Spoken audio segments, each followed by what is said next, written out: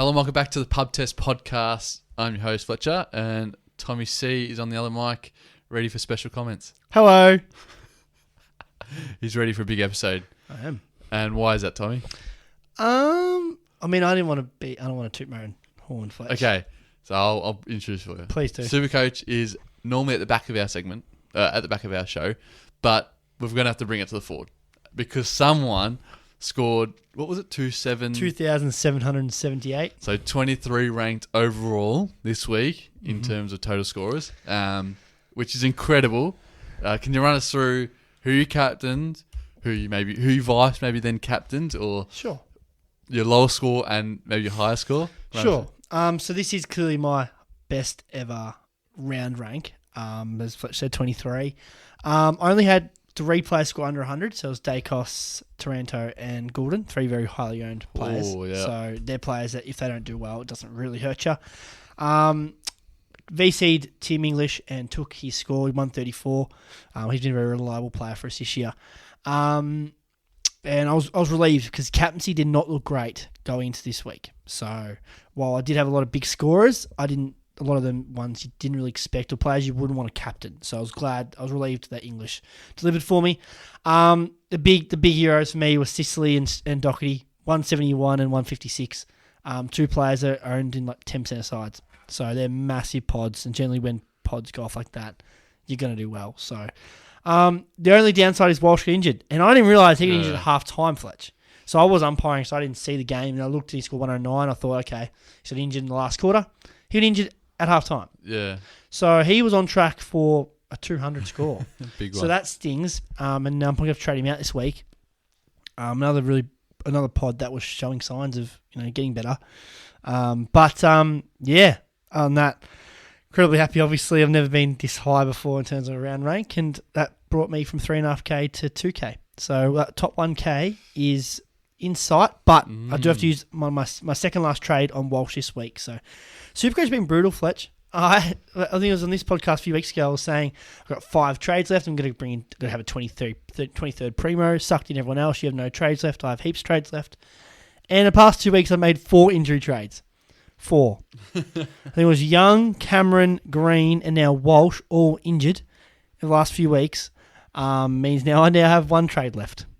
So squeaky bum time for me, Fletch. But yeah, I said 2k, absolutely stoked. And I think my previous best round rank was like 370 before, and that was like 3 years ago. So yeah, pretty happy. Killing the game. How'd you go? Just 2-2. Wasn't great. Had the one less midfielder because of Cripps and Laird being out. So that's a bit of a frustrating situation. Took the ball vice. Apart from that, I just can't get everyone scoring well. Like Goulden had a stinker. Everyone has him. But then my pod of Tim Kelly had an absolute stinker too. So it's tough at the moment. Supercoach is a pain in the ass. It's been a brutal season. I know the extra trades I thought would make it a lot easier, but rookies not firing early, and then all these injuries coming up late. Like, Laird was a big reason I had a good week because I don't have him, and a lot of people do have him. So yeah, it's been brutal. But I got the 2 trades left, so Paddy Cripps is on the fence apparently for getting back in. Yeah, so I think you held. Yeah, I know. Probably hold him, but he's on the fence, which means he's guaranteed the week after. So, but you don't want another 0. So yeah, it's an interesting one what you do there, but. For me, it's looking like I'm going Walsh to your man Jordan DeGoey, I think. Oh, really? I want to have a bit of fun. So it's DeGoey or Kelly, Josh Kelly. Want to have a bit of fun with it. Are they both owned pretty well? No, both very low owned. So I thought I wanted to go Libba, but I don't have the money for it. And I thought Caleb Daniel, but he's flunked in the past few weeks as well. So the Dogs, I have no idea. Dogs have a very good run home though, so that's why I was interested in a third dog player. But I just think they go a bit of fun. Own a Collingwood player that's not Nick Dacos. Go on the footy on Friday. Get to watch him in action. So yeah, I think Jordan DeGoey should come in. I'm not sure if you heard Marshall might miss. That means I'll probably cop a 0 like most people. Apparently he was lucky to play this week. Apparently he's in more debt. Well, last week, sorry, in more debt this week. So to have the quick turnaround. Yeah. So if he's out, I'll probably just cop a 0. I'm not going to trade him. It's 1 week. So most people cop a 0. So it's not too much of an issue. But yeah. Jordan DeGoey probably coming in. Jordan DeGoey coming in. my man, early season. He was sick this week, so he only scored 55, but forgiven. He didn't train at all this week, so Collingwood's big games coming up. So Carlton this week, we play Geelong again, we play Brisbane again, Essendon last round. He'll be ready to go. Primed. All right, let's get into the show. We're going to go through, because it's post-bye, it's been a couple of weeks post-bye.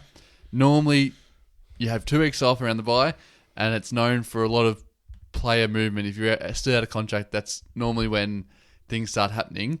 And if you're not signed by then, you an increased chance of obviously going back home, or it seems to be more like it's more of a 50-50 than an 80-20 sort of situation. So we've got the players that are still out of contract. Now, some are non-free agents and some are restricted free agents, and one is a trade person, which sounds like he's done. But we're just going to maybe one sentence or a yes, we think they're staying, or think they should stay, or no, we think they're out the door and on the other side and looking at a new team. There's actually one person I'm going to put in there as a trade possible. Who's likely? Sounds like he's likely to be traded. I think it was. Well, we got one person, but another one, which is actually in our news. That I didn't know, because we obviously talked about this. Yeah. There's one that we talked about, and didn't know there was a second one. He's in our news. Okay, but sweet. So we'll start off at the top of the order. Jack Silvani, restricted free agent. Do you reckon he's going? Nah, he's staying. I think he's staying. He's been a really weird one because he never really had that role. He's in and outside a lot. I feel like he's a bit of a scapegoat for Carlton fans. I think he stays. It'd be weird seeing a Silvani in a different jersey. So yeah, stays for me. It would definitely feel weird, and it would have been great for him to play out the rest of the season with Harry Mackay, and I think he would have stayed then. But being dropped 2 or 3 times earlier in the season... He's dropped every year. I know, He's always dropped. It's weird. I know, but I just think with that, I do think he could be going. I think he should go. I think Carlton fans, he's a bit of a scapegoat, and I think he's a better player than I think he's been a bit harshly treated at times. So I hope he goes, because I think he's a better player than what we've seen. But I just think Silvani ain't leaving. Tom DeConning from Carlton.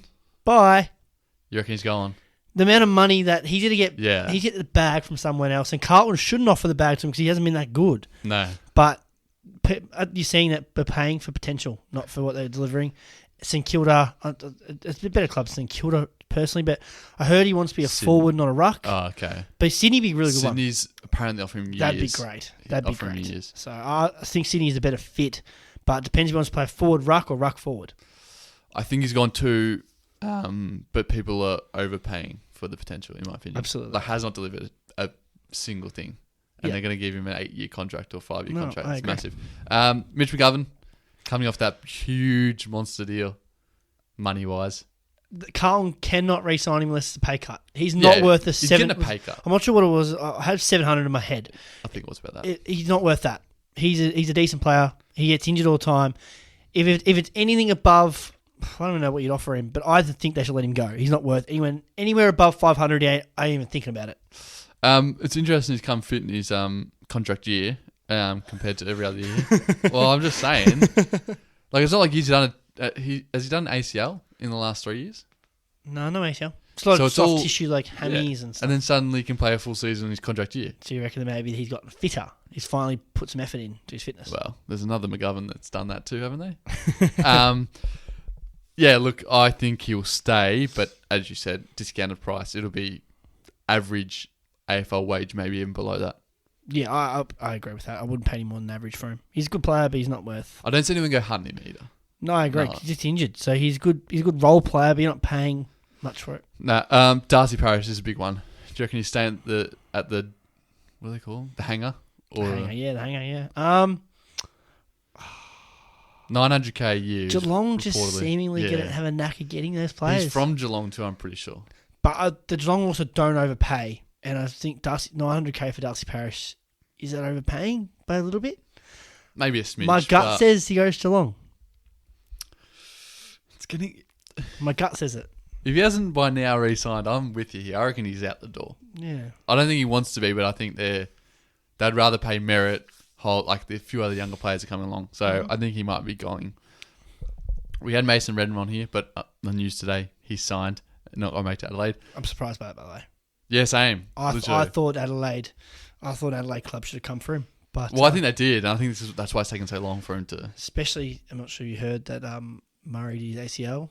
Yeah. Like that's a defender gone down. I feel like they might need him. But yeah, interesting. I reckon he could be a goer when he could go in the end of this contract, go back home, in my opinion. But, long way away, but yeah. It's a long way away. But like, it took him so long to sign this one. Salva Radaglia turned himself into a defender now. Has been good, but is on the outer. He's not in the best 6 defenders for Geelong, which is very good, but he's not the best 6. Was linked back to Port Adelaide. Do you think he's out this year? Yeah, we'll be seeing him in a Port Adelaide pair. You reckon? Yeah, absolutely. Yeah. Like I think that's locked in. Like he's well. I think a lot of people come. I think a lot of teams will come for him now that they've seen him as a defender. Well, we thought he'd leave this off season. The off season is gone, but Geelong rightly wanted to keep him, but he's out of contract. So absolutely, he's gone. Port Adelaide, he'll go to Port Adelaide for sure. I think a lot more teams will come from. I don't know, there'll be Port Adelaide, but he's definitely out the window for them. Harry Himmelberg, he's obviously had a lot of attention since the start of the year. I think he's out and he'll be to Sydney. Yeah, as I say, if he goes anywhere to Sydney, could be Richmond with being Tim Taranto and stuff like that. But I think it's after the signing that we're about to talk about in a second. Now I'm starting to think he stays. I had his gone up until the trade you're about to read out. Yeah, true. So because Himmelberg is a defender, so true. I think he stays now. He can play forward. He can play forward. Yeah, but I don't think he wants to play forward. I don't think he should. I think he's a defender that can he swung forward if in a game, break glass in case of emergency. Yeah. For me, I would have going up until today, so staying at the Giants. But he could go very easy to Richmond, being close friends with Tim Taranto and stuff like that. So anywhere that needs a defender, if you're seeing how important the inset defender is, he is a good inset and a very good kick. But to be fair, the way GWS are building their season and showing a lot of talent, is there a chance of him staying? That's why I think he stays. That's why you think he stays? Yep. I think he's gone. They can't pay much for him too. That's the other problem. That's the other thing. You can't give him the bag, and those players he's pretty close to it. We're seeing how important these inset defenders are this year. So I just think with the fact that Sydney are about to get someone in that position, I think they don't need him as much, so they won't come as hard. So I think the suitors won't be there like we thought they would. Now, interesting one, had 17 touches and 3 goals on the weekend, but has seen himself in the VFL for the first time throughout the year. Chad Wingard. Do you think now it's hard to tell whether he's gone or staying, but we talked about off air. A premiership club could be a bit of depth or finds his form in a lesser role where he doesn't play as much midfield or have to do so much. He just needs to kick a couple of snags every week. I think he's going to stay. I don't think there's much market out there for him. No, I think you're right. There's not much market. Funnily enough, that 17 and 3 goals came in literally half footy. He went touchless after half time. Yep. So he kicked a goal in the first minute, third quarter. Literally touchless after that. So I think he'd be a great little cream, little cherry on top of a premiership side. He plays a pure forward. I think in the role he plays, playing in a bad side, makes him look worse. Yeah. So I think you're right. The suitors won't be there. So I think he stays just because I don't think there's anyone coming for him. I think he'd have to take.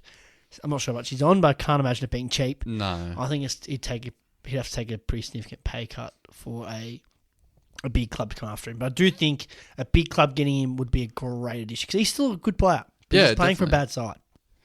He goes missing a lot. He does. But that's why in that role, I guess, if you're playing for a big club, he plays for Collingwood, doesn't have to kick 3 goals and 15 touches a game. Yeah. Starvation corner. Correct. Ben Mackay, big one from North Melbourne, has looked, in my opinion, disinterested this year. He is out the door as much as he can be, apart from the fact that he's wearing a North Melbourne jersey. Yeah. It's weird because last year he was so good. Like last year he had the most inset marks in the comp. Like maybe he's playing in North Melbourne, that makes it a little bit easier to do because the ball lives in the 50. But you're right, he's been bad this year. I think he leaves. Someone's overpaying him. Someone's going to overpay the shit out of him. But I still think he's a better player than we give him credit for. But yeah, this year's pretty average. But he's either got distracted by the contract talks this year, or something's maybe a new system. But he looks like a fish out of water at times on that ground, in my opinion. So something's gone into his head and may have pushed him around and not playing the best footy. Someone I didn't mention actually on the list here, that like before we came on, but Hunter Clark. St Kilda out of contract, has I think he was a top 10 pick, had lots of talent, but injuries has crippled his career. I wonder if a fresh start, similar to a Lincoln McCarthy from Geelong to Brisbane, might happen here. I wouldn't say that St Kilda would be falling over to keep him in there. So I could see him moving. I don't know who to, but I could see him moving. I agree. I could see him moving as well. I'm not sure if he moves, but I could definitely see you're right because he's had so many injuries. His role's been a bit iffy as well. Is he a half back? Is he a midfielder? So yeah, I think he should move for that fresh start because I still think he's a handy player, but we haven't seen it. He's very good, and he's still young. So he plays 3 or 4 weeks and gets injured every time. Jade Gresham, another St Kilda boy. He's been so shit. Yeah, no. He's been so bad. Well, it represents St Kilda. Yeah, it reeks. I think he's on a Carlton. No way Carlton can land another one. It has to be on a very cheap deal. Can't be on an expensive deal because they can't get paid that much. Probably because Gresham will be asking for a bit of money. He ain't going there on cheap, but I think he has to leave. He's been so bad. Like I know St Kilda haven't been the greatest in attacking sense, but he's selfish. He looks disinterested at times. Never seen a person leave contest so quick. It's so bad. He's yeah. I mean, I think he goes, but where to? Who knows? Hey, that I can't believe he's linked to Carlton with how they pay him and another player that was so highly talented coming in. That's incredible. Their smalls. That's why I think he's better than the smalls they've got. But he's not a pressure forward. That's the thing. He's not a pressure forward. He seems like he wants to be that. He's a forward with a bit of mid. Like that Zach he's Bailey Toby Green. He wants to be that Zach Bailey type. He's like a forward that has a bit of midfield time, but he ain't pressuring and he's ain't looking that good in the midfield. Like maybe he adds something different to that Carlton midfield. They've got a lot of big boys, but he can't get minutes in that midfield. But something different, because they've got Cripps, they got Kennedy, they got Hewitt, they got a lot of big boys. Sam Walsh is a bit different. Chera. Yeah. Okay, you eat Chera and Walsh. That's true. It's after 5 minutes in that midfield. No. Well, I think I just got a gut feeling goes to Carlton, but I'm not saying it's a good deal. Lance Franklin, obviously, where he's at, I think he's probably retiring. Yeah, and it sucks that we don't get to give him a bit of a send off, but I guess that speaks volumes to him. Yeah, because quiet. he's a very quiet guy. You don't hear him do many interviews and stuff, but there's a reason why he went to Sydney. Yeah, it'd be great to give him a bit of a send off, like to have a bit of a build up for his last few games. But I'd be shocked if he played again. He has actually looked good the last couple of weeks, to be honest with you. But I think he'd probably retire there. Jerry McGovern from West Coast. There's a premiership club that's begging for him. Really? Yep. He's a good player, Fletch. He gets injured all the time, but he is still one of the better defenders in the comp. When he's on the park, he's a good player. Yes, correct. No, you're spot on. But I think he goes to a premiership club where he can get managed all year. I don't see him leaving Western Australia. That's another problem. I think he does. I see him leaving. I wonder where he's from. My only problem... I think he's a Melbourne boy. I have Melbourne in my head. But, I think he leaves. I don't know where because he wouldn't be able to... He's on $1 million a year. He ain't getting $1 million. He ain't getting $1 million any club that needs him.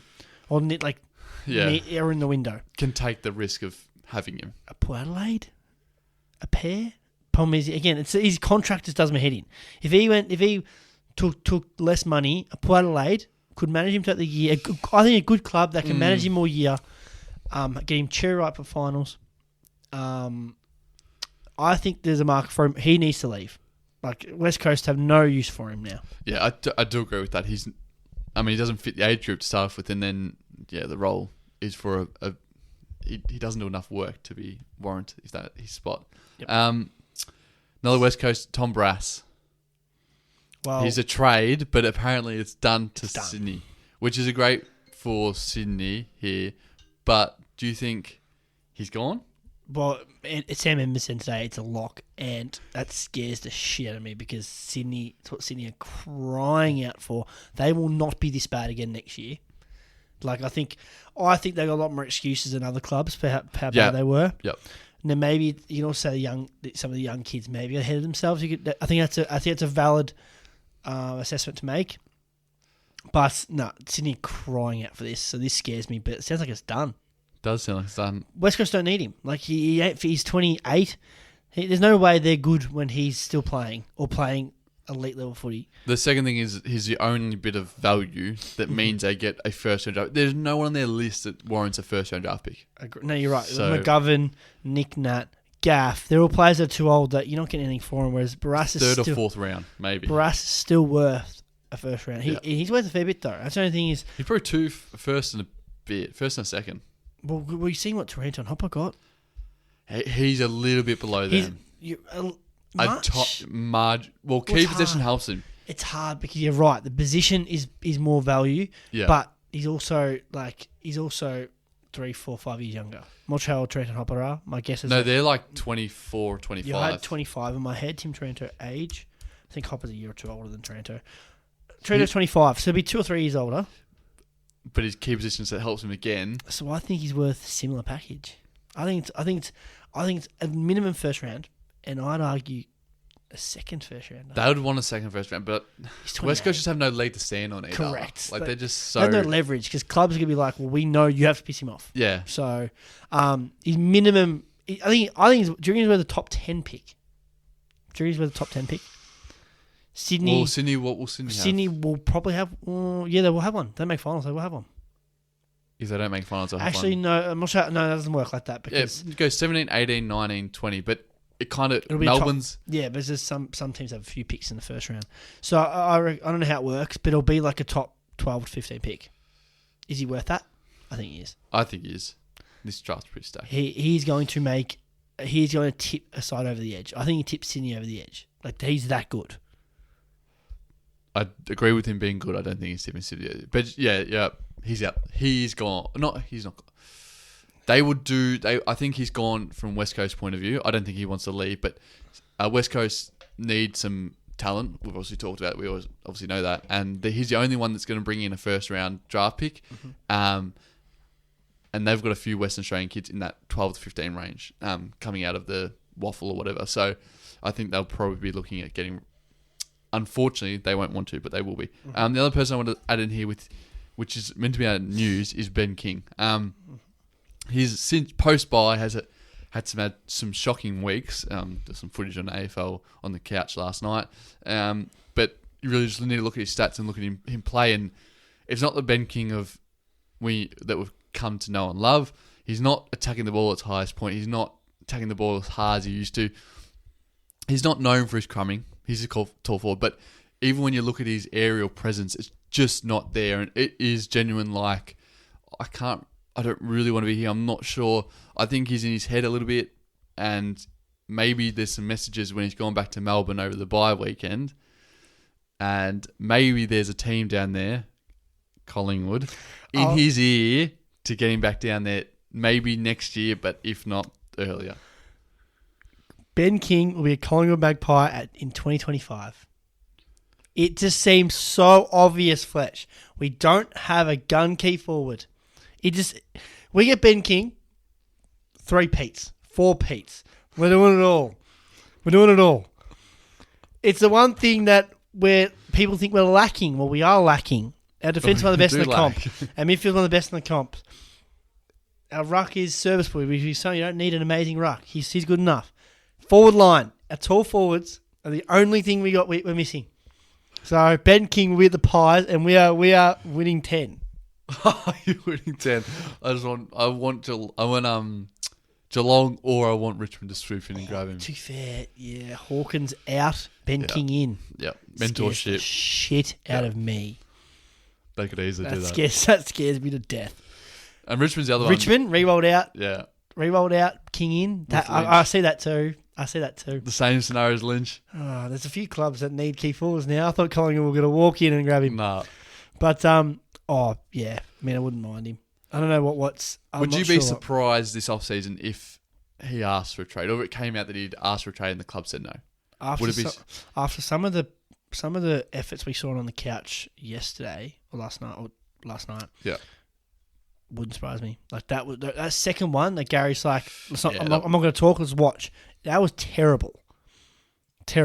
So wouldn't surprise me. I do think Gold Coast push hard to keep him though, but we just see in the AFL that if a player requests a trade, there's no pushback. You just have to. Well, they did do with Gary Ablett.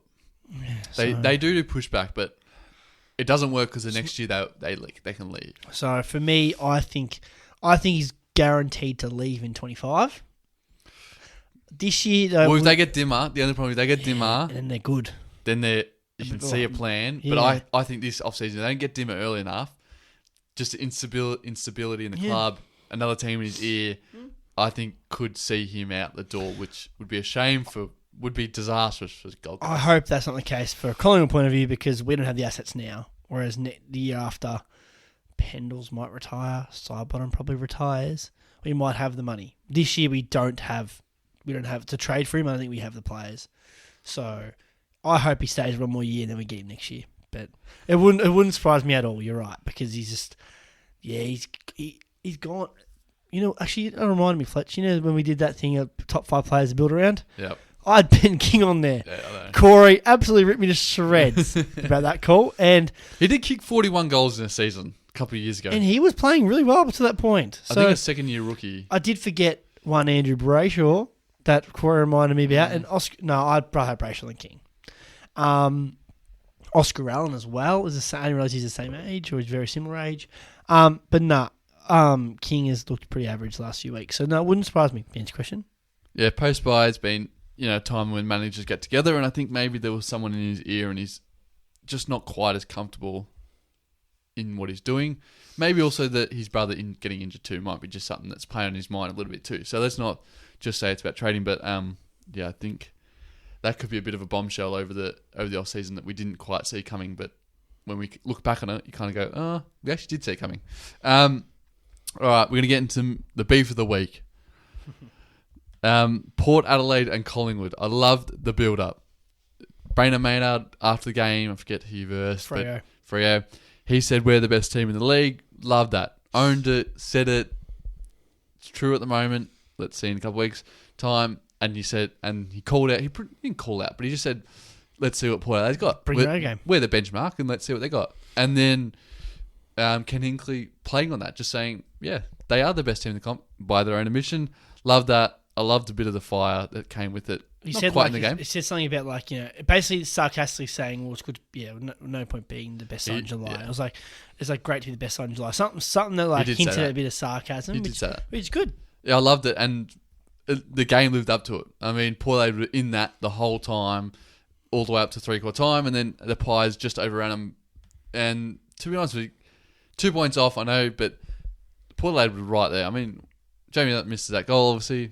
They win that, but Port Adelaide were right there the whole time, so they're very good. What a game. Yeah, it was a great game of footy. It was one of the better games for the year. I've been better as a neutral. I was obviously a nervous supporter watching that. But, Port, I think you're not giving Port enough credit by saying they were in that. They were the better side for a lot of that game. No. Yep. But Collingwood just do it again. 17 points down and come back and win. But, I mean,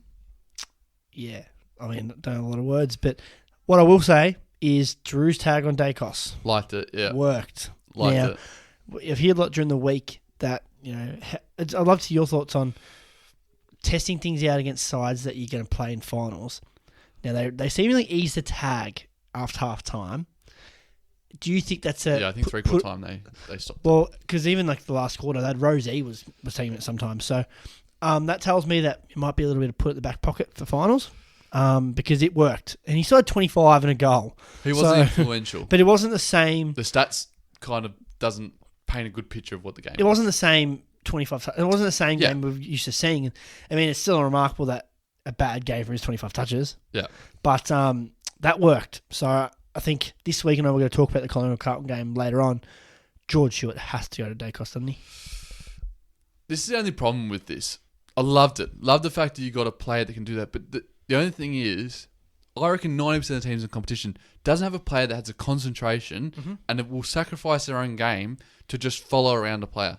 Now, it wasn't a full-on tag like a Crowley back in the day, but when the ball gets kicked out of the stoppage, a lot of players just see the ball and go get it. Now, that's great. Everyone does that. But having just that split-second thought to go, where's Nick Dacos? And making that your sole role and your job, one, you've got to take your own game, sacrifice your own game and say, this is my job for the team, which is quite big. And two, you've got to have that peace of mind or that thought to go do it. And to be honest with you, apart from Willem Drew, I can't think of a player that would do that in the league. Yeah. Like a Jack Steele around a stoppage would be great, but the moment that leaves stoppage, he'll just go find his own footy just like Nick Dacos would. And then that's when Nick Dacos is damaging. So I can't see another team in the league that can do this. George Hewitt made a name for himself at Sydney doing it. So I'd love to see, does he do it? I got a feeling, especially with because he's been a bit in and out the side, Hewitt, with no Walsh, no Cripps, or potentially no Cripps, I think he goes Dacos. I'd be absolutely shocked, pardon me, if he didn't. But you're right, it's easy to say, let's tag Dacos, but how many clubs can actually do it? Like Melbourne can't. We're going through the ladder here. Brisbane can't.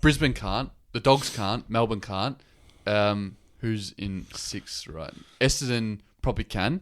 Who?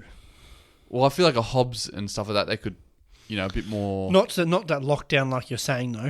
No, not the same tension and to the same detail. Giants can't. Geelong could do it with O'Connor. O'Connor tags. Or Mark Blitzard's known to get around people. Richmond, I don't think can. No, they can't do it. And then you got Sydney, Ryan Clark, who now he plays midfield. Nah. Not the same. So, yeah, it's one thing doing it. It's next thing. One thing having the idea. Next thing to do it. So, I think that George Hewitt's perfect, and I'll be shocked if they don't. But then again, I mean, he's still 25. He still was very good. I also think that the conditions probably didn't suit him as much. I know he's played well in the wet, but it's difficult at his size and what he likes to do with his skill set. Mm-hmm. It's extremely difficult in the wet to do that. So maybe we saw Willem Drew get the better of him because he couldn't use the same foot skill and stuff like that. So it's a bit hard to say. But getting back into the beef, love that. I want to see that more. I want to see this week Carlton have a bit of go at Collingwood. I want to see the rivalry like it used to be. I want the Dogs to go at GWS like, the modern day rivalry that apparently it is. I don't want to see this bland anymore. I love the banter, I guess you call it. I don't know, just a bit of spite in the game. It doesn't become anything. It's not like you're calling someone an idiot or taking a personal attack on anyone. You just a few words in between before the white lines start getting painted and see what happens, So I agree. And we talk about it a lot. We compare it to the NBA a lot. The NBA, they welcome this sort of trash talk. I think it makes games more... Like, just think back to Ed Langdon's comments last year when he said, all duck, no dinner now. Loved it. Collingwood supporters made fun of him for it. But straight away, all of a sudden, you're like, well, I need to watch this, see what happens. Yep. And then that thing happens in the opening bounce where they all pile on top of him. All of a sudden, the crowd's up and about. That's great for the game. Yeah. It's when it becomes insulting. That's where you start to be like, oh, this is disrespectful. But stuff like Maynard saying, bring your A game. Like, what are you saying? Can't play good footy because we're going to play good footy. What's wrong with that? Yeah. Totally love seeing coaches also kenny little cheap ones. There's nothing wrong with it. You're not starting to say Collingwood's this, Collingwood's that. You're not personally attacking anyone. Harmless comments. Or saying, you're not calling out someone. You just, it's a bit of fun. Yeah. I liked it. I think it was really interesting. Makes the game better for sure. Definitely. And I'd like to see it more often for teams. I mean, North Melbourne could really use a bit of spice. I know they wouldn't win the game, but, they could really use a bit of spice at the moment. Loved it. All right, get into some news for the week because there's some big games. Mm-hmm. One team, we'll talk about them straight away. Actually, no, we'll go on to Willie Rioli. I think his court case is still going, but slap or punch, whatever you want to call it, a hit to the face of, what's his name? Nathan Murphy. When he wasn't watching it, flop or not flop? Flop or no flop? No, he didn't flop. He wasn't expecting it. No one expects to get a nice little whack across the chops. I don't think the first action that he did was a flop. I think that was a genuine reaction. Maybe stay on the ground for a little bit longer. There was a extended making sure the umpires knew what happened. I think so. But week or two, are you happy with 2 weeks? No, one. One? People saying, some of these rubbish Kane calling saying that he died. Oh, if Kane talks about Paul Adelaide, you just shut it off. He's still, I don't care whether he open hand, closed hand, he still swung. Yes, it wasn't hard. You shouldn't be basing on, he didn't punch him hard, so you shouldn't get a week. You shouldn't be trying to punch someone. I totally agree. And the head is like a cow in India. Sacrosanct. Like, you can't touch the head anymore, and let alone just punching something, or let alone... He swung his arm around. Maybe it's a stretch to call it a punch. But it's not like it's in the field of play. Like, correct. It's a bump. It's a genuine I hit you in the face. No one tries to get separation swinging your arm like that.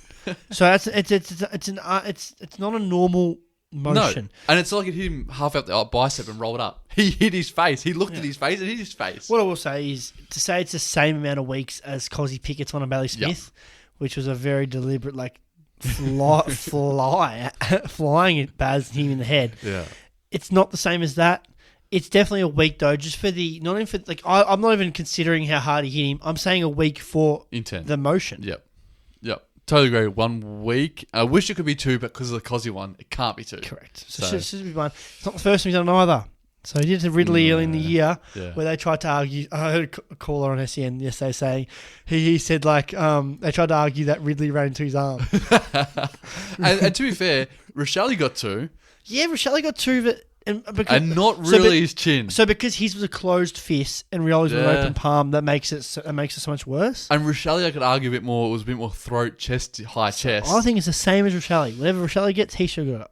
But nah. But then Pickett is the outlier that you can't have that. Nah, for me, it's 1 week to really. He should get 1 week, and I think he will. I hope he gets to. All right, perfect. Talked about that. Adelaide season done, or most likely done. Yeah. It's probably. I think they're 2 games behind now. They've got a tough run home. Butts was it Butts? Murray, ACL, Rankin. Bad hammy. 3-6. They've limped their way home, and they're not going to make it to the 8. But I think it's a young side learning that you need to bank wins early. They lost that GWS game. They've lost a few on the road, such as a Pies game. I know that's a tough one, but they've lost a few games on the road. They should have won that Adelaide Oval one. That Adelaide Oval Collingwood game, they should have won it. But I feel like there's a few more that I'm missing here. No, you're spot on. We talked about this on the podcast. Their first 3 losses were all terribly inaccurate kicking that they should have won. Yeah, that's right. So they were. I remember bringing up that Adelaide were in 7th, but I thought they should be in the 4. I'm trying to look at their losses here. 7-16 against Collingwood. Yeah, not great. Geelong one, that was a fair loss, but Bulldogs they kicked 5-10 and Bulldogs. And, we annihilated them that day. There were those games that they lost that they should not have lost early, and it cost them. So they didn't turn up for a couple of games too. I think it's still a young Richmond side learning. Richmond won as well, 10-16 at home, and 12-18 against Giants. There you go. I missed a few. And they really, at Melbourne, they really should have beat Melbourne in my opinion. And Melbourne was good, but they kicked a lot of behinds that first half Adelaide. Yeah, they were 2-10 something. Yeah, so 3-10. So you're right. They should have banked. They should have had more wins early. Maybe you can make a case at the time we thought Richmond were a better team, Collingwood a better team. GWS better than GWS, but they were games that they should have won. They were better. So, I don't think it's panic stations that don't make finals, but Tex is not going to be this good. Well, he's re-signed for another 12 months. I think they're just a young team going to learn. You got to turn up every single game because there's a couple in there you would have won, and this year would have mean you're in the 8 or in the fight still, and then you can deal with a few injuries that come their way, such as Murray and Rankin. They could still be in the fight, even though Rankin's out. So, a bit of a learning curve for them, and I think they'll be better for it next year. Mm-hmm. Yep. What else we got to talk about? Big games this week. We had North Lions versus Geelong. Mm-hmm. I want to talk about that for a little bit. I think Josh Dunkley is the best player for Brisbane. The best. Better than Neil. Yeah, better than Neil. Better than Andrews. Yep. Better than Danaher. Yep. Cameron. Yep. Better than all of them. Whoever you give at me, I'm saying he's the best player on the field on the weekend. And he is what they needed for the last couple of years, in my opinion. That I'll agree with. Hard work inside, doesn't give up a change, throws his body at every ball that gets kicked, puts his head in the hole every single time, chases no matter what, doesn't chase until they look like they're going to kick it, which Hugh McCluggage does a lot. He chases until they kick it and then keeps chasing. So very switched on and alert on defense. Always got head on a swivel. So I think he's something they've been crying out for the last couple of years, and it probably taken the mantle as their best player, in my opinion. I'm not sure I'd go as far as say the best player, but I do agree with you that he's exactly what they needed. He might not be the most skillful player. He might not be the most... Yeah. Neil is the most skillful player.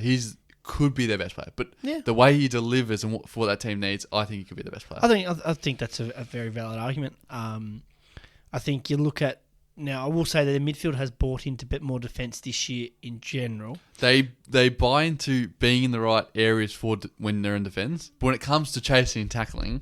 Well, yeah, Dunkley. We know Dunkley was that good at Bulldogs. He's carried that over. Yeah.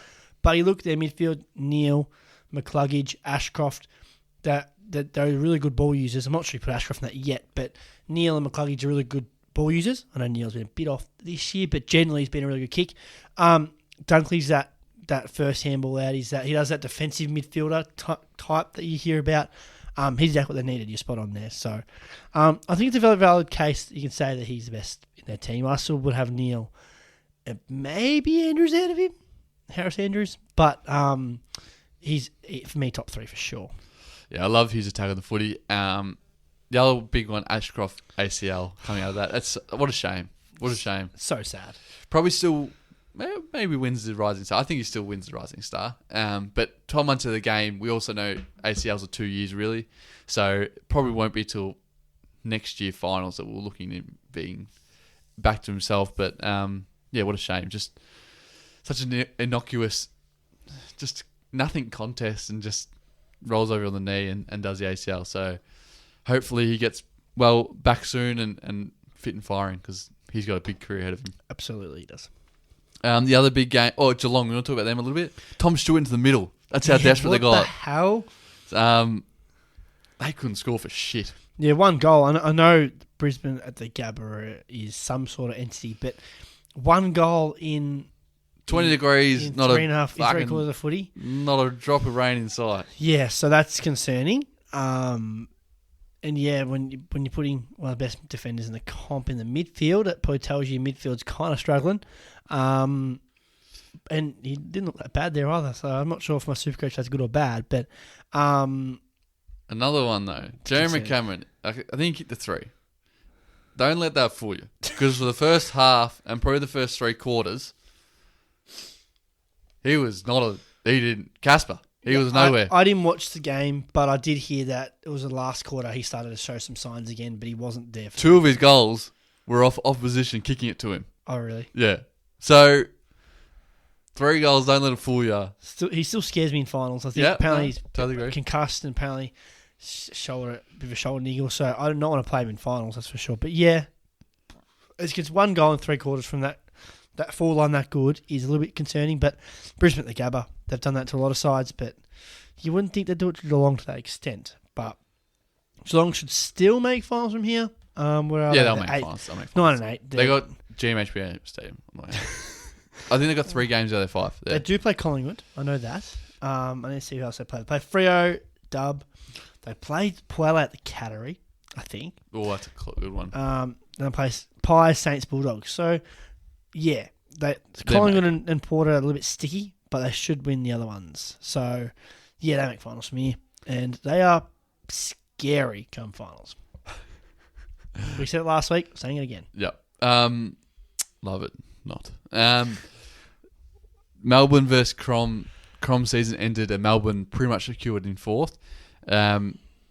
Loved it. They're still rolling the dice with Petrarca forward. They even put Cozzy Pickett into the midfield, which is interesting. And then yet again, Adelaide just squandered chances, as we've already talked about. But Jordan Dawson has shown he's above the level and is a worthy captain / their best player in their team. So he needs some more to jump on his. Yeah, no lead hurt them, didn't it? It did. So I'm really keen to see this Petrarca experiment when Oliver's back. Do they potentially throw Oliver? Maybe they potentially rotate Oliver and Petrarca. They rotate forward. Is this just because they're missing Bailey Fritsch, but their forward line wasn't great while Bailey Fritsch was in. Nah.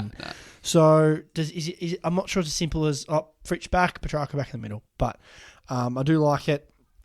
And yeah, Melbourne kicked the score, which they haven't done a lot this year, but the last few weeks they looked better in attack. So, I'm scared of them. Collingwood Melbourne first week of finals looking likely. Yeah. So that's scary because their defence is so good. But does Grundy get back in by the end of the season, Fletch? This is an interesting one. Not sure he went in the VFL, but I don't think so. I think he does. I think they try him out one more time. I think he'll play finals. You're going to play finals? I reckon they'll bring him in Not this week. They'll bring him in next week. You And can't then then drop him again. But they'll give him 2 weeks, and then because you don't want to be dropping players in round 24. No. This is now you've probably got 1 or 2 more weeks left of tinkering, and then you're in. He will play. Sorry, you asked will he play again? I think he will, but I don't think he'll be in the best. I don't think he should be in the best finals 22, but he will play finals. You can't pay someone that much money. Do you reckon he's not going? So you reckon he's not going to play the season? They'll bring back 4 finals.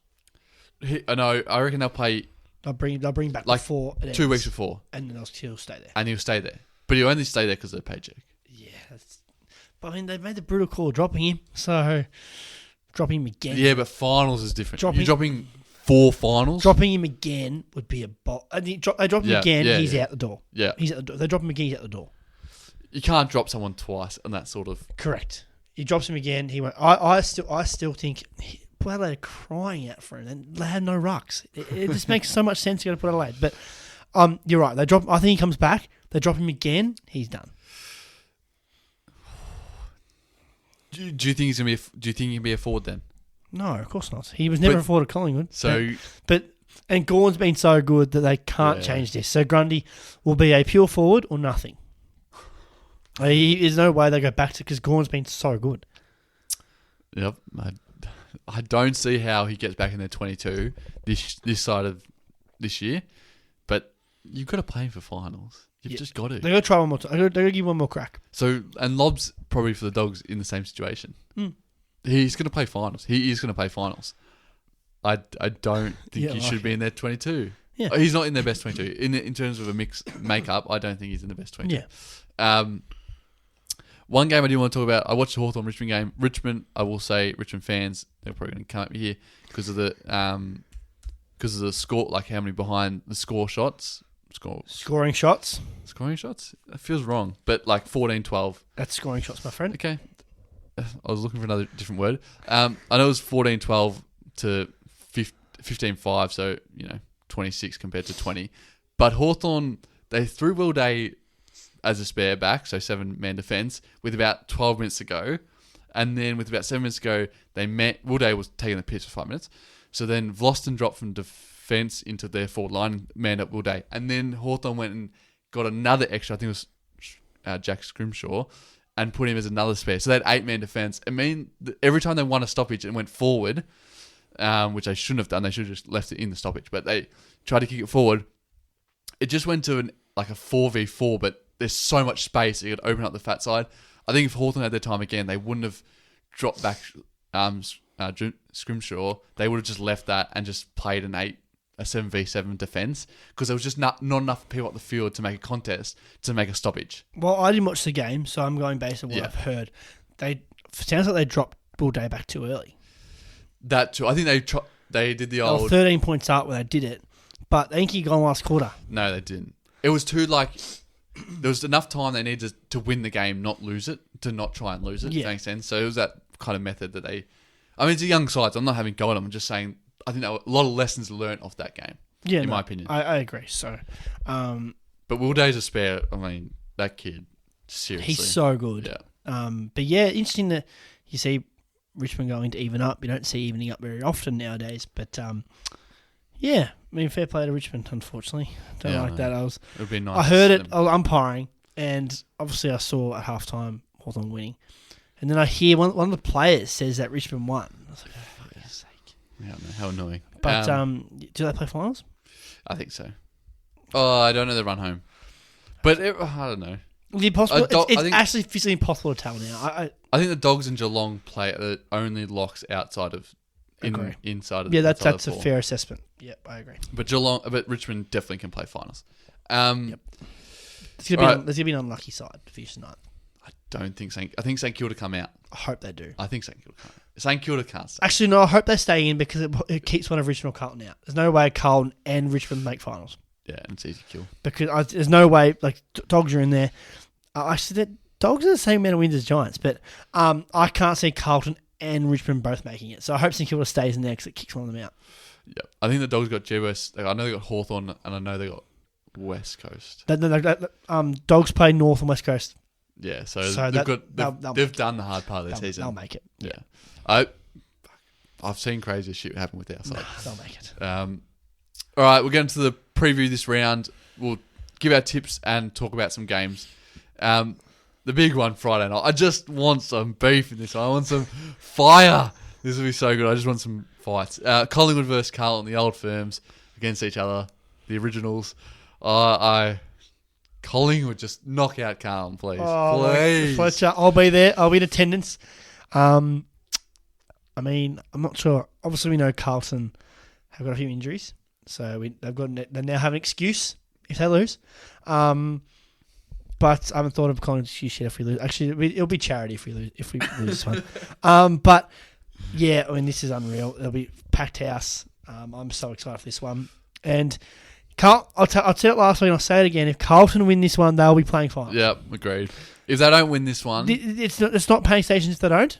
No. It's just a game they're not expected to win. If they're not competitive, it is a panic. It is a little bit panic station. Because they play. Let's see, they've got a bunch of 8-pointers. They play the Saints and the Giants to finish the year, as well as Melbourne. So, if they win this, they'll play finals. If they lose it, it's not panic stations. But apart from that, if they're not competitive in this year, I know they beat Port Adelaide, but Port Adelaide rested 7 players. They geared up for Collingwood. If they don't be competitive in this game for 2 quarters, it'll ruin their momentum, won't it? It'll ruin, and it'll be kind of go. They're riding the wave. We're seeing this was at Melbourne 2021 or something. They won 8 or something in a row. They're riding the wave here, and if they win this, well then the wave. Melbourne. 2019. There you go. The wave. 2018 Melbourne maybe. It was not 18 because 18. Oh, was 8 actually was 18 and they lost the prelim final to West Coast? Yeah, and then 17th the next year, and then won the premiership that year after. There you go. I reckon so. But anyway, they'll keep riding the wave. They'll win this one. So this is scary for me in the sense that if we. Did you say Carlton win this one? No. Oh god. No, Carlton will win it. Jesus. But if Carlton win it, they'll ride the wave all the way to September. Definitely. And then they might win a final. And they'll be that. I might leave the country, even if Collingwood I don't want to see Carlton winning, please.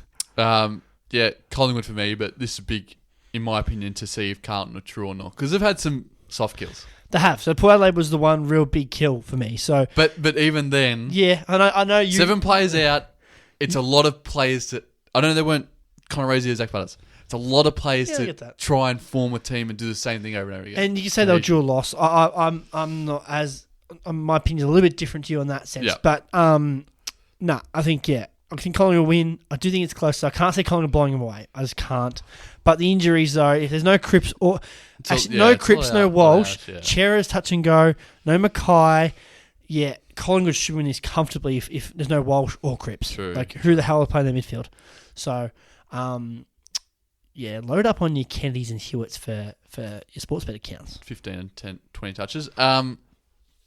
The Jew game, 1:45 GMHBA saying, what a fucking shit time slot. Going into Geelong at 1:45. Oh, brisk. That would be Geelong. Is it Mars? No, it's a Geelong. There's no way Bulldogs Giants are playing Geelong, mate.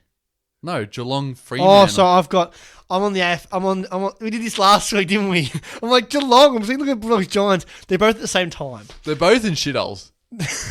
I was like, what the hell is Bulldogs Giants, mate? Geelong, but yeah, I'm on the Google fixture. God. This says Bulldogs Giants first. Well, we're going with Geelong first. Geelong Fremantle, GMHBA Sam, 1:45. We compare it to with Mars Stadium, Bendigo, both in the regional towns to help out the regionals. Support the local businesses. Dogs are playing Giants at Mars Stadium in Bendigo. No, Ballarat. Who you got winning these ones? Which one was a better game and who will win? Well, the better one's pretty bloody obvious. Geelong win. We don't need to talk about that one. Yeah. Bulldogs Giants, rip snorter. Yeah. And looks like I'm not umpiring seniors this week, so I'm excited I get to watch this game of footy. So, jeez. I know you want to go Giants. I can't trust Bulldogs as far as I can throw them. Giants. Geelong, I'm also going with Geelong there. I'm going to go Doggies, but I totally agree. Dogs don't use the ball well, and they get heaps of inside 50s. What do GWS prey on? Teams that get heaps of inside 50s and don't use the ball well. So it's almost what Giants want you to do. They want you to win the ball and let Sam Taylor just mark it all day long. So I'm still going to Doggies. I think they'll overpower them. Yep. Just too much. Jason Jones is meant to be back. Hopefully Liam Jones comes back. Need that back soon. Gold Coast versus the Q Clutch. The Q Clash, yeah. Gold Coast versus Brisbane. Who you got there? Yeah, Brisbane. Yeah. Essendon versus Sydney. Is it a good one? Marvel. Wouldn't mind. No, I wouldn't mind going to. Do I really want to go to it? I don't know. Sydney are favourites. Wow, okay. Yeah, Don's last few weeks have looked pretty bad. I think the Dons bounce back. I want Sydney to win, so I'm gonna say Sydney. What I will say Manifesto. is, God, the Dons are boring. Boring. Did you not watch last week, mate? They just chipped the ball around, playing park the bus football. It was so boring. They're chipmunk game style, just side to side to side. Yeah, the problem is they have no with right apart from right. They just have nothing. They're missing to. Draper big time too. Yeah. Like he's a big target too. So it's just boring footy. Like it just wasn't fun to watch. I was at work watching glimpses. I didn't watch it religiously, but just boring. I think Sydney will win this, hopefully. Jake Stringer, got to fire. Got to do something. Yes, I didn't realise how bad his stats were until I saw Kane Corn saying off footy classified. It's bad. It's bad. He had 8 touches and a goal game. Yeah, and he had a goal in the first 5 minutes or a couple of touches in the first 5 minutes. So he's better. He should be better than that. He gets paid a lot better than that. Adelaide off. The showdown. Adelaide Crows versus Port Adelaide. This is going to be a cracker. I know Adelaide are injured, but I know Adelaide Crows are injured and Port Adelaide are coming off from a sensational game, but they're always close. I mean, literally last time Adelaide won. Adelaide overpowered them in the last quarter. So this game's probably the reason why I won't go to the Essendon Sydney game, because I just want to watch this showdown so badly. So Port have to win that. I'll tell you right now, Port don't win that, they're in danger of sliding down to 4th. Ooh. Because their run home's hard. We talked about it before. So Melbourne's coming. Then I think if Port Adelaide, we didn't talk about it, but we have to talk about it now. The importance of Port Adelaide and Brisbane getting that number 2 spot. We didn't talk about that. Yes, definitely. Because we know Brisbane are undefeated at the Gabba this year. We know how good Port Adelaide, at Adelaide Oval. Whichever side finishes third and has to travel there, you basically know. You wouldn't say you have no chance, but your chance of winning is very slim. Yeah, so swings massively. And then you probably you potentially have to play Collingwood at the G. At a prelim. So the side that finishes third, you can rule out will not win the flag. Yeah, they've made you have to travel twice to 2 of the harder places to go. Totally agree. They've just made their trip so much harder instead of just finishing second. Correct. So this is really important. Port Adelaide don't win this, I don't think they can finish second. So it's big. So I think Port Adelaide win this. They have to. Adelaide, yeah, you're right. No Rankins, one of the best players this year. No Murray. They already had depleted key defence stocks. I think I look to Mark. He had to have a big game. Sunday games: Hawthorn versus St Kilda. Anyone really watch? 5 people going to watch that one. Most boring game of footy. If this was MCG, I'd really consider Hawthorn winning this one. To be honest with you, I still consider it now. They beat them. They beat them 2 months ago. Just the inside. I think they like the outside MCG, the expansive game with the runners they have. But interesting, Jack Steele's comments actually. We didn't talk about this at all. Say? He said that our top players are performing, but our next tier down town isn't performing. That's interesting because Ross said a few weeks ago that if our top players don't perform, we don't win. But he openly came out in the interview, Jack Steele, and pretty much put on the rest of the team. I think that's, as a captain, that's not good. Well, I don't mind the strong comments, but it's just funny because up until about 3 weeks ago, Steele's been shit. He has been playing. He's been playing through injury. Yeah, but you're in the 22. Yeah, of course. And you're taking a big pay. And you're captain. So the past 2 or 3 weeks have been his best 2 or 3 weeks for the season. So he has not been good up until that point. So it's best. I didn't hear those comments. If they are true, which I'm assuming they are, if you wouldn't lie. Yeah, that's surprising. I just think as a captain, it's pretty. He's probably right though. He's not. He's Sinclair, Marshall, Crouch have kind of carried them. Wilkie, but Steele to publicly come out and say that it's like, to me, Owens hasn't been the best player, but he's been up there, and you'd say he's in the next tier down. He's been one of the best players. He shouldn't be standing out to this level in a side that's like they're 6 on the ladder. Whatever. A second-year player shouldn't be standing out to this level. No. Because it tells you that the rest of the side isn't playing well enough. Yeah. And he's the only reason in the forward half they kick goal. Yep. Apart from Max King. Like, Jack Steele doesn't roll forward and kick goals. So he kicked a big one on the weekend, but you're right, generally doesn't. He generally doesn't. I'm going to go with Hawthorn as upset here. Yep. Same. I agree. Richmond versus Melbourne. This will be a good game, cracking game. We're going to go Melbourne with this one. Yep. Melbourne close, though. Melbourne for me. Richmond's hitting some form, but yeah, I want to go. And then the game that just shouldn't happen, West Coast versus North Melbourne. Play this on an island. West Coast have very good fans, so they'll be there. But literally, I'd love to see the ratings this game, because I tell you right now, it'll be literally none. This might be the worst game of the season, though. Oh, well, it has to be. As in skill-wise. Oh, God. Apparently, I didn't watch it, but apparently what game? There was one game that was even worse on Sunday a couple of weeks ago. 110 game, Hawthorn North. Yeah. Apparently that was the worst game. But yeah, that was the one. West Coast win purely because it's at home, but literally I won't know because I won't care. I think West Coast need to get a win here. You're obviously versing the second bottom side. There's been not just as disappointing, but they've been very disappointing. To give people like Oscar Allen and others a hope, I think you got to get the W at home. Do you want to win? Do West Coast really want to win though? Okay.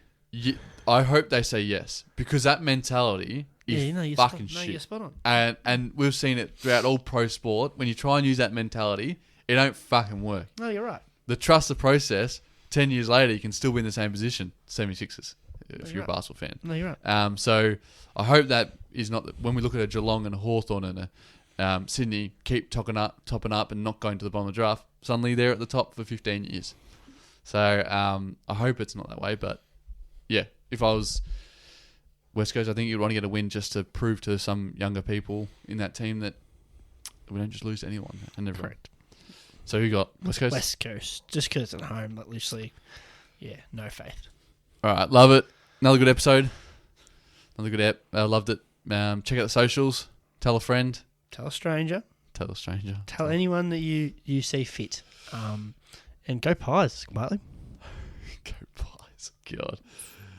Big game. Yeah, I mean, I was so excited, man. Will you turn up if Collingwood lose? Yeah, I'll turn up. I mean, I won't visit the socials because it's up. I'm not sure if you follow Gorringe. Gorringe. So his posts were funny originally. Now they're starting to the point, but now they're starting to become more serious because they're starting to actually win now. If God, he will get a lot of likes on his socials if Carlton beat Collingwood. I think a lot of Carlton fans are going to be sharing a post. Emily shares it every week without fail. But I will turn up because are we 2 games in percentage clear of everyone? Yeah, but you lost Carlton. Come and catch us, bros. Well, it's charity. I just want to see him be even funny if they made finals when we're not expected to, and then lose in the first week finals to bring them down. It'd be funny, wouldn't it? God. But no, I'm scared. If Carlton win, they're making finals. God, you're shocking. I'll see you here next Tuesday, no matter what. No matter. Yeah, I'll be here. Don't worry. All right, see you. Have a good weekend. See you later.